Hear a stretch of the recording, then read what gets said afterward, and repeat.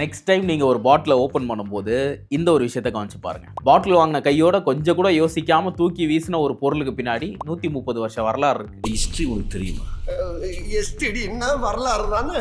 Hey, this is Vicky, the brand maker. எல்லா class பாட்டில்ஸ்ல வர carbonated drinks உடைய gap இப்படி தான் இருக்கும். அது சோடாவா இருக்கலாம், பியரா இருக்கலாம், இல்ல வேற எந்த ஒரு கார்பனேட்டட் ட்ரிங்கா இருந்தாலும் கேப் ஒரே மாதிரி தான் இருக்கும். அதுலயும் ரொம்ப ஸ்பெசிஃபிக்கா அந்த கேப் உடைய ரிட்ஜஸ், அந்த ஜிக்ஸாக்கா இருக்குல்ல, அது எக்ஸாக்ட்லி 21 தான் இருக்கும். ஒரு வாட்டி எண்ணி பார்க்கலாமா?